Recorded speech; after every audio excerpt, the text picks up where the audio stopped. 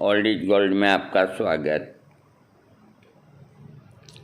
4 तारीख को महान संत कबीरदास जी उनका जयंती थी और हमने जयंती के ऊपर उनका भजन सुनाने की हमारी बहुत इच्छा थी। हमने कुछ गाया भी, लेकिन हम गा नहीं पाए क्योंकि कुछ मेहमान लोग आ गए कर गए। लेकिन हम भूल नहीं सकते कबीरदास जी को। संत कबीर वो संसार को जो देखे गए हैं, कौन क्या देगा आपको? कोई कुछ नहीं देगा। जो कबीरदास जी आपको देखे गए हैं नहीं देगा, क्योंकि इस शरीर को अगर कोई तकलीफ होती है तो आदमी डॉक्टर के पास भागता है। कबीरदास जी ने रोगों के विषय में कुछ नहीं कहा। कबीरदास जी ने ये जो देह दी है, स्थूल देह मनुष्य को भगवान ने, उसी के ऊपर कहा है कि तू इसके ऊपर इतना गुमान न कर। तू यहाँ मेहमान बना करके भेजा गया है और अपने कर्तव्यों का पालन करते हुए तू वापस मेरे पास आ जा। ये ज्ञान दिया है संत कबीर ने। ये ज्ञान दिया है संत कबीर ने कि कोई बबूती लगाने से, कोई नग्न रहने से, कोई ब्रह्मचर्य धारण करने से कोई बड़ा भक्त नहीं होता। भक्त तो वो होता है जो हर समय मालिक को अपने दिल में रखे, किसी गरीब के दिल के अंदर भगवान के दर्शन करे और कमाई भी करे, अपना परिवार भी चलाए और साधु संतों की, ज्ञानियों की सेवा करे और बाकी समय ईश्वर की माला फेरे। कबीरदास जी ने आपको ये कभी नहीं कहा कि खड़े होकर के एक टांग पे बैठे रहो। कबीरदास जी ने कभी ये नहीं कहा कि तुम इस तरह का कठोर वो करो।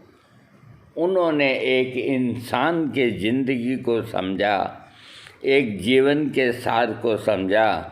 आज कोई नहीं कह सकते कबीरदास जी हिंदू थे, मुसलमान थे। हम नहीं सोचते वो क्या थे, लेकिन वो ईश्वर के अवतार थे। उन्होंने संसार को जो चीज़ दी, वो ही चीज़ ईश्वर ने आपको और हमें दी। इसलिए उनका दर्जा भगवान के बराबर है। किसका? संत कबीर का। वो इंसान को क्या कहते हैं? अरे तेरे को कुछ समय के लिए मैं भेज रहा हूँ, अच्छा करके आना। मैं तेरे को ज़्यादा नहीं टिकने दूंगा, वापस बुला लूँगा, लेकिन जो करो अच्छा करके आना। संसार का सुख भी भोगो, संसार का दुख भी भोगो और दूसरों की मदद भी करो और अपना वजूद भी बनाए रखो। क्या कहते हैं कबीरदास जी अपने 97वें भजन में? यहाँ रहना नहीं देश वीराना है, कि यहाँ तुम्हारे बाप की बपोती नहीं, जो तुम मर्जी आए जो करो, तुम्हें जाना भी है, ये भी ध्यान में रखो। यहाँ रहना नहीं देश वीराना है, देश वीराना है। साधु भाई यहाँ रहना नहीं देश वीराना है, देश वीराना है, देश वीराना है, यहाँ रहना नहीं देश वीराना है। फिर क्या फरमाते हैं कि यहाँ नहीं रहना है लंबे समय, इसको याद रखो, इसको छोड़ना पड़ेगा।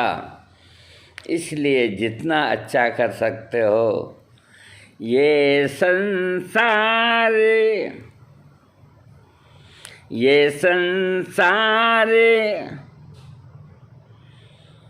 कांच वाली चूड़ियाँ हैं, ये संसार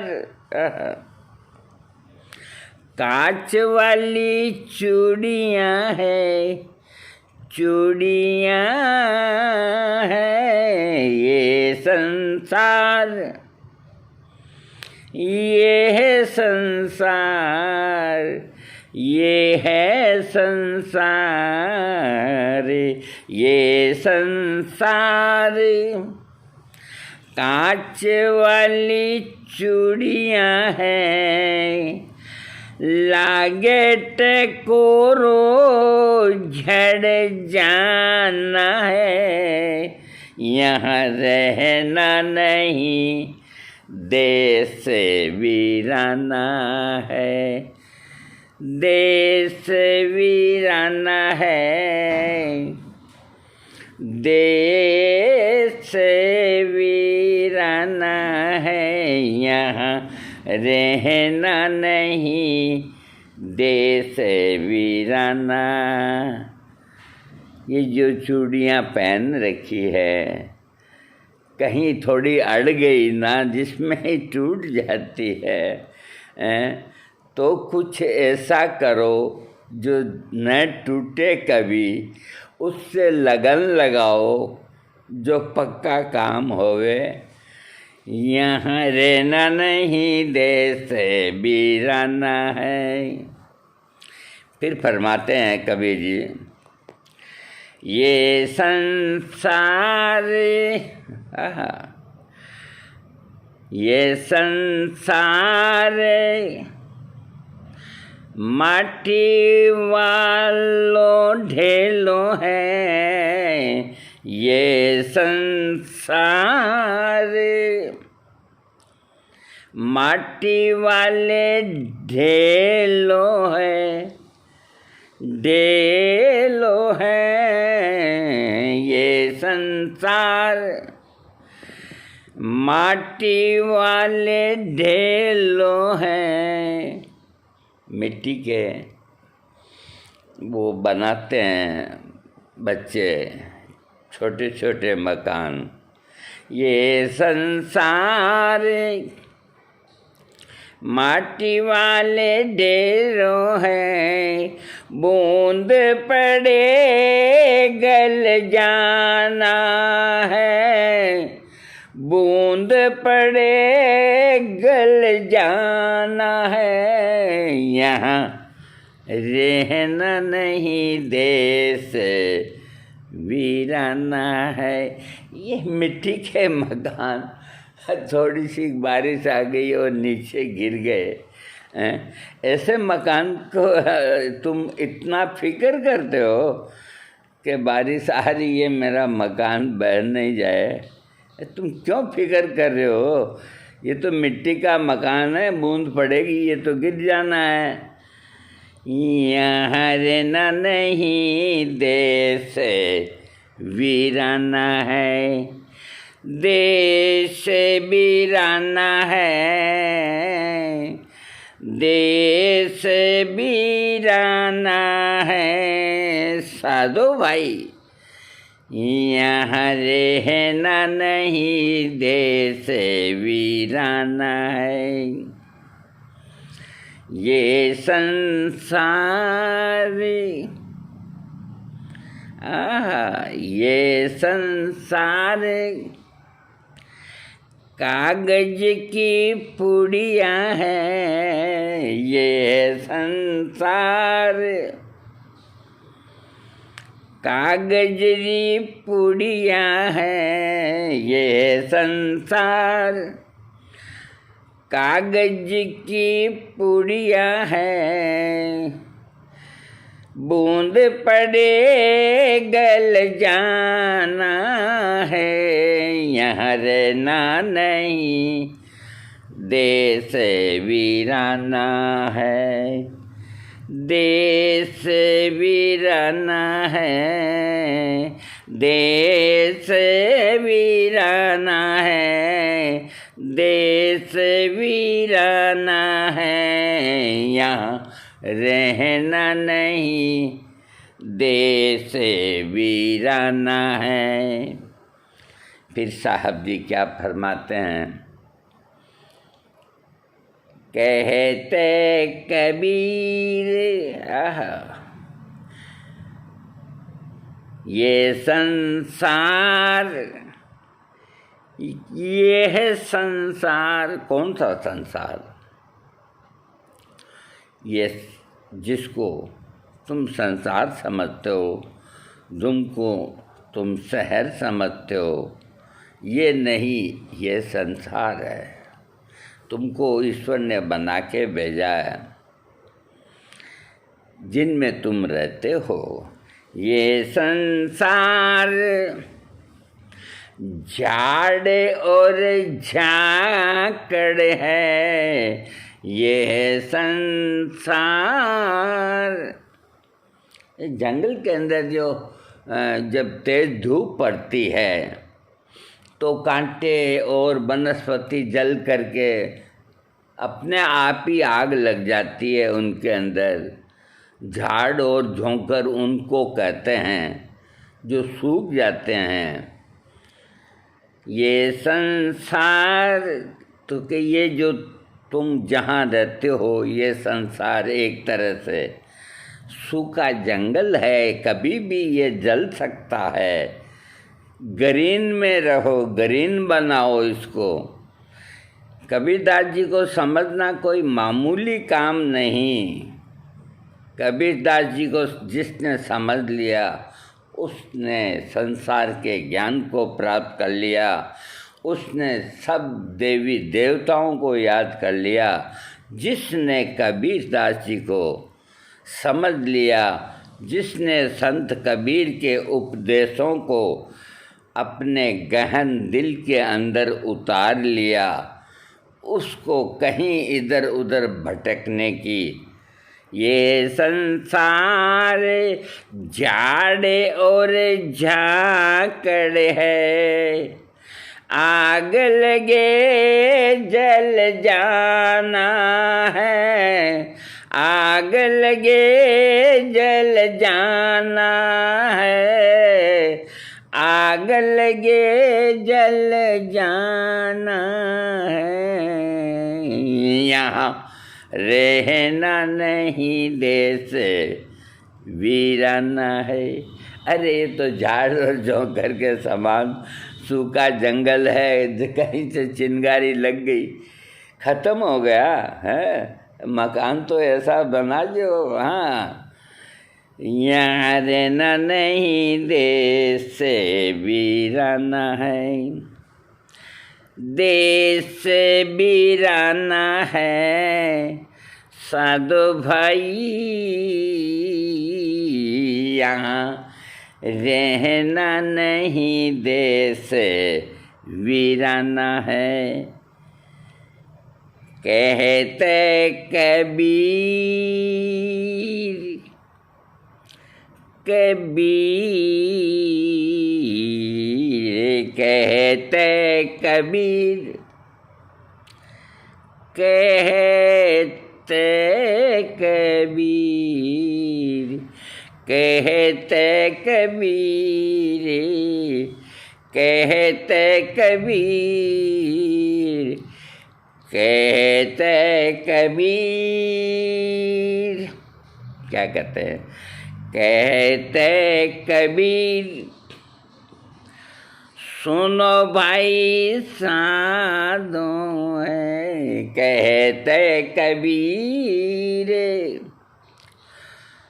सुनो भाई साधो है करने का फल यही पाना है, यहाँ रहना नहीं देश वीराना है, देश वीराना है, देश वीराना है, यहाँ रहना नहीं देश वीराना है, यहाँ रहना नहीं देश वीराना है।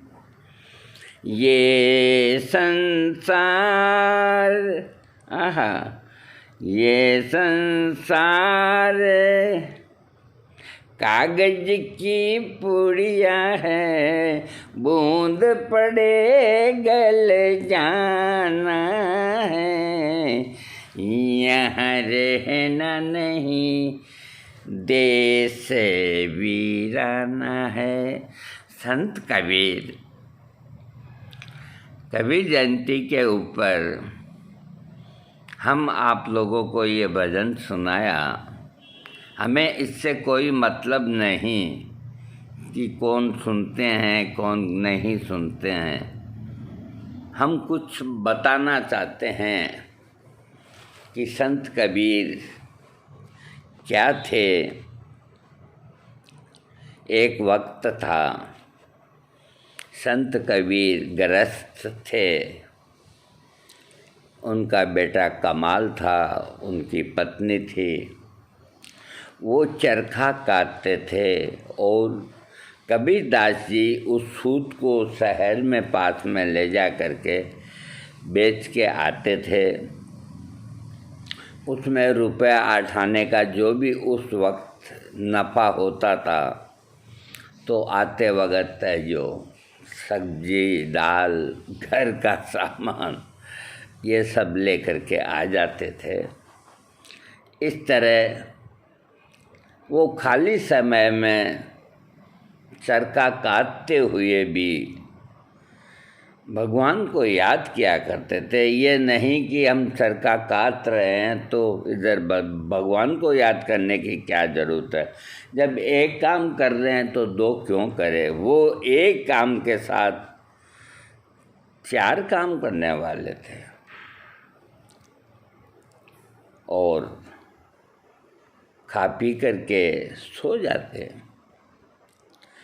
उस समय नाथ संप्रदाय के अंदर गोरखनाथ जी का बहुत ज़्यादा वो वर्चस्व था कि ये जो कह दें वही होता है। तो एक दफ़ा गोरखनाथ जी घूमते हुए जहाँ कबीरदास जी रहते थे, उन्होंने सोचा कि ये कबीरदास जी की जगह जगह वाणी, जगह जगह भजन गाए जा रहे हैं, अपने तो कोई भजन गाते नहीं हैं, मेरे को तो कोई याद करते ही नहीं है। मैंने इतने साल तक कठोर तपस्या की। तो वो कबीरदास जी के गांव पहुंच गए। एक से पूछा कि भाई ये पेड़ के नीचे लोग क्या कर रहे हैं, कि ये सत्संग कर रहे हैं। क्या कहा, किसकी सत्संग कर रहे हैं? कि कबीरदास जी की। कबीरदास जी की सत्संग कर रहे हैं। कि तुमने कभी गोरखनाथ का नाम नहीं सुना? हमें क्या लेना देना गोरखनाथ कौन है कौन नहीं है, यहाँ तो कबीरदास ही कबीरदास। अच्छा, उनका मकान कहाँ है? कि बस ये पास वाला है ये। तो गोरखनाथ जी उनके मकान पे जा धमके, आवाज़ लगाई, अलख निरंजन, अलख निरंजन, अलख निरंजन। 3 दफ़ा आवाज़ लगाने के बाद घर से कोई भी आकर के बातचीत करता है एक आवाज़ पे नहीं, ये एक मर्यादा। तो उनका लड़का बाहर आया और देखा तो लड़के का भी दिमाग फिर गया कि ये संत तो बहुत तेजस्वी है जो भी है। कि महाराज अंदर विराजो, आओ बैठो। कि कबीरदास जी का यही मकान है। कहाँ? यही है। तुम कौन हो? हम उनके बेटे हैं। क्या नाम है? कमाल है। अच्छा देखो बेटा, आज हम भोजन यहीं ग्रहण करेंगे और फिर तुम्हारे पापा अभी गांव गए हुए हैं। कहाँ? वो यहाँ नहीं है, वो रात तक आएंगे। अगर वो आ गए टाइम पे तो उनसे मिल लेंगे, नहीं तो हम प्रस्थान कर जाएंगे। हमारे भोजन की व्यवस्था करवा देना। और अभी हम है जो आबो 10 जंगल घूम के आते हैं। तो ठीक है महाराज, बन जाएगा, आप बेफिक्र। कमाल अंदर गया, अपनी माँ से कहा, माँ एक संत इस तरह का आया है। कौन है बेटा? कि मैं ये तो नहीं जानता, लेकिन बड़ा तेजस्वी मान है। और कि तकलीफ़ क्या है बेटा? कि कोई तकलीफ़ नहीं, उसने भोजन ग्रहण करके जाने का कहा। कोई बात नहीं, बनाए देते हैं। तो कि बेटा और तो मूंग की खिचड़ी बना देती हूँ, जो है वो कहाँ है, जो बना दे माँ।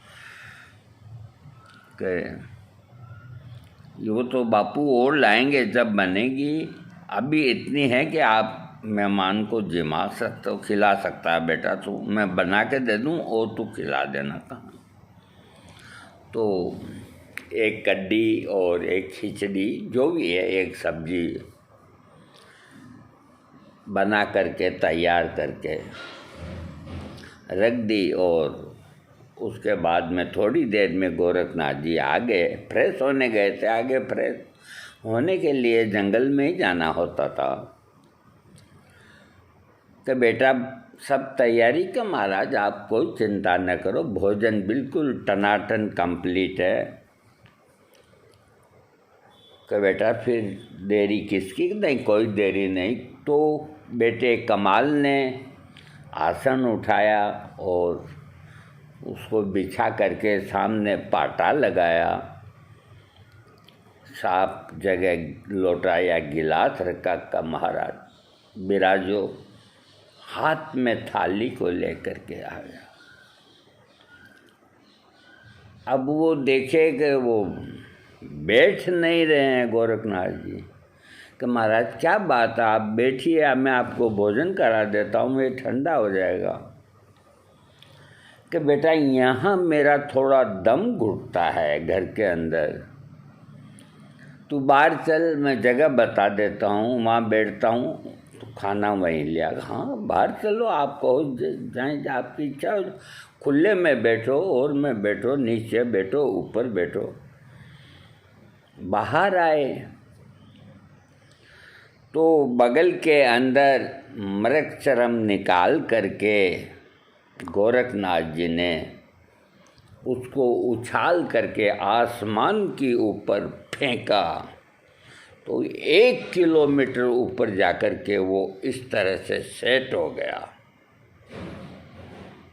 जैसे बिस्तर बिछाया ना, गद्दी लगाया। कमाल देख करके घबरा गया कि ये क्या हो रहा है। कि बेटा हम यहाँ हवा अच्छी आती है, हम खाना यहीं पाएंगे, तुम लेके आ जाओ। तो वो चिल्लाया हाथ जोड़ के, महाराज आप तो बहुत ऊपर कबूतर की तरह जा कर के बैठ गए, मैं बच्चा ऊपर कैसे आऊँ? कि भाई बेटा खाना खिलाना है तो यहाँ आ जाओ, नहीं खिलाना है तो मना कर दो। कि नहीं नहीं, खाना तो आपको खिलाएंगे महाराज, खाना खिलाए बिना हमको नहीं जाने देंगे। बगा बगा माँ के पास गया कि माँ ये तो विचित्र साधु है, 1 किलोमीटर ऊपर आसन लगा के बैठ गया कि खाना खिला दे। अब मैं उसको खाना कैसे खिलाऊं? बापू भी यहाँ नहीं आए अभी। कि बेटा देख, मेरा काम था खाना बनाने का, तुम्हारे लिए, तुम्हारे पिता के लिए, आए गए साधु संत के लिए, मेहमान के लिए। अब उसे कैसे खिलाना है ये तू जाने, तेरा काम जाने, मैं ये कुछ भी नहीं कर सकती। अब बच्चा था कमाल, उसको कुछ नहीं सूझा, एक हाथ के अंदर थाली खाने की, तो चरखा पड़ा था, उसमें से पौनी निकाली। पौनी होती है सूत से बनी हुई, उस पर सूत लिपटा रहता है, धागा लिपटा रहता है। तो बाहर आया और आवाज़ लगाई कि महाराज आता हूँ। मैं कहा आ जाओ। तो कमाल ने वो पौनी हाथ में ले करके उसको ऊपर फेंकी। गोरखनाथ जी तो 1 किलोमीटर ऊपर बैठे थे, वो पौनी 2 किलोमीटर ऊपर जाकर के स्थिर हो गई और उसका एक धागा जमीन के ऊपर। कहा महाराज आ रहा हूँ। कहाँ आ जाओ। महाराज देखे ये आएगा कैसे वाला। एक हाथ में थाली, एक हाथ में वो सूत का धागा पकड़े कमाल, जैसे बंदर चढ़ता है ना।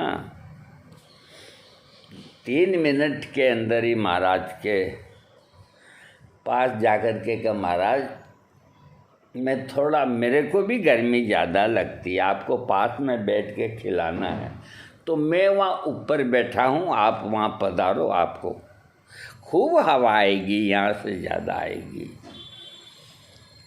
गोरखनाथ जी की आंखें फटी की फटी रह गई। कमाल ऊपर जाके पौनी पे बैठ गया, खाना लेके आओ महाराज। हवा आप भी खाना नहीं जानते, हम भी खाना जानते हैं, यहाँ बहुत अच्छी हवा है, आ जाओ। अब गोरखनाथ जी का सारा घमंड टूट गया कि बेटा न तो मैं आना और तुम कोई तकलीफ़ ना करो, तुम नीचे आ जाओ, हम तुम्हारे घर पे ही खाना खाएंगे। नीचे आ गए दोनों। आसन जो लगाया था उस पर गोरखनाथ जी बैठ गए। खाना खिलाया बेटे ने खूब प्यार से कि पापा कब आएंगे। कबीरदास जी कि वो तो रात को तक आएंगे, कि हम तुम्हारे पापा से मिलने आए थे, कबीरदास जी से। उनका बड़ा नाम था, हमारा भी बड़ा नाम है गोरखनाथ। तुमने सुना होगा कि महाराज हम तो दिन भर चरखा काटते हैं, राम का नाम लेते हैं, हमें तो कोई पता नहीं। कोई बात नहीं, तुम्हारे पापा जानते हैं हमें, उनको हमारा राम राम कहना। गोरखनाथ जी आए थे तो महाराज थोड़ी देर रुकिए, आप आ जाएंगे। कि नहीं बेटा, जब हमने तुमको देख लिया, हमने जब तुमको देख लिया कि तुम कितने पावरफुल हो, तो तुम्हारे पिता को हम क्या देखेंगे बेटा। हम यहाँ से खिसकने में ही फायदा है। और वो दंड कमंडल ले करके वहाँ से रवाना हुए। तो कबीरदास जी एक तरह से भगवान का अवतार थे। उनका लड़का भक्त था, उनकी पत्नी भक्त थी, और गृहस्थ में रह करके भगवान की भजन पूजन करते थे। वो कोई दंड फंड में नहीं जाते थे, वो कोई कथा भागवत सुनने नहीं जाते थे, वो कहीं भी फालतू जगह नहीं जाते थे। ज्ञान है तो यहीं पर है। गांड पे राख लगाने से ज्ञान नहीं होता, एक टांग पे 20 साल खड़े होने से ज्ञान प्राप्त नहीं होता, सिर नीचे और पैर ऊपर करके रखने से ज्ञान प्राप्त नहीं होता। ईश्वर को प्राप्त करने के लिए ईश्वर का वास है गरीबों में, दुखियों में। उनकी सेवा करो, तुम्हें ईश्वर की प्राप्ति होगी। किसी को तुम नुकसान नहीं पहुंचाओ, ईश्वर की प्राप्ति होगी। किसी का बुरा सोचो ही मत, ईश्वर की प्राप्ति होगी। क्या कहते हैं कबीरदास जी? साईं इतना दीजिए जामे कुटुंब संभाल, मैं भी भूखा ना रहूं और संत न भूखा जाए। अगर ये जो दोहा इस संसार के जितने धनाढ़ व्यक्ति हैं, पैसे वाले व्यक्ति हैं, अगर वो अपने मन के अंदर कबीरदास जी को बसा के इस दोहे के ऊपर चलें तो उनके जीवन के अंदर कभी कोई कमी नहीं आएगी। कि साईं इतना दीजिए जामे कुटुंब संभाल, कि हे भगवान मेरे को कमाई तो दे भाई, मैं मेरे बाल बच्चों का तो पेट तो भरूंगा, गृहस्थी जीवन हूँ, मेहनत करूँगा, काम करूँगा, इनका पेट भरूँगा। साईं इतना दीजिए जामे कुटुंब संभाल, कि मेरा परिवार है जो आराम से खा पी के सो जाए। मैं भी भूखा ना रहूं ओ संत न भूखा जाए, कि हमारा सबका भी गुजारा होए। और अगर 2 संत आ गए, 4 संत आ गए, कभी 10 आ गए, तो कम से कम इतना अनाज तो मेरे घर में रहना चाहिए कि उनको मैं रोटियां बना के खिला दूं। इससे ज़्यादा मेरी की और कुछ भी ज़रूरत नहीं है। तो लोग आज किसके लिए इकट्ठा कर रहे हैं? क्या ये साथ लेके जाएंगे? इतना ही इकट्ठा करो, इकट्ठा जरूर करो अपने परिवार के लिए। अरे परिवार को तुम चला ही नहीं पा रही हो और लोगों को दान देते हो, तो ये कोई बात नहीं हुई। पहले अपना परिवार पालो, उसके बाद वो बचता है। क्योंकि देना ज़रूरी है, क्योंकि इसको छोड़ के जाना है। छोड़ के इसलिए जाना है, यहाँ रहना नहीं, देश वीराना है। यहाँ रहना नहीं, आखिर इस छोड़ के शरीर को बंदे तेरे को जाना पड़ेगा, जाना पड़ेगा। ऐसे थे संत कबीर। अरे आज कबीरदास जी को कोई याद ही नहीं करते। लोग बड़े बड़े दंड फंड में लग रहे हैं। वो कहता है मैं शक्तिशाली हूँ, वो कहता है मैं शक्तिशाली हूँ। कोई आपस में लड़ रहे हैं, कोई आपस में झगड़ रहे हैं। कहीं क्या हो रहा है, कहीं क्या हो रहा है। संसार के अंदर अशांति ही अशांति है। आप कहाँ जाएंगे शांति को खोजने के लिए? कहीं नहीं है। शांति है जो तुम्हारे दिल के अंदर है, जिसको तुमने निकाल के फेंक दिया और अशांति को भर लिया अपने अंदर। जब भी आज तुम्हारे मन में आता है कि मैं ये काम करता हूँ, मेरे भाई के साथ काम करता हूँ, आधी पांति ले लेता है। ये मेरा सबसे छोटा भाई, कभी तुम्हारी पांति कम होगी, तुम्हारा शेर कम होगा। क्यों? ये गलत है। 4 भाई हैं तो उनका बराबरी ही हिस्सा होना चाहिए। उनमें अगर कोई मंद बुद्धि है, वो काम नहीं कर पाता है 4 भाइयों में, उसका हिस्सा भी उतना ही होना चाहिए जितना वो काम करने वालों का होता है। कबीरदास जी ये बात समझा के गए हैं संसार को कि तुम अपने अहम के अंदर इनको मत भूलो। और जो भूल गए हैं ना, तो उनका हाल आप आज देख रहे हो। न होता बांस और न बजती बांसुरी। तो इन लोगों ने जो इतना इकट्ठा कर रखा है, तो उसको ठंडा तो करेंगे ना। हाँ दोस्तों, आज कबीरदास जी का आपको मैंने भजन भी सुनाया और इनकी जयंती थी, इसलिए 2 शब्द भी मैंने बोले। ये 35 मिनट का मेरा वीडियो है।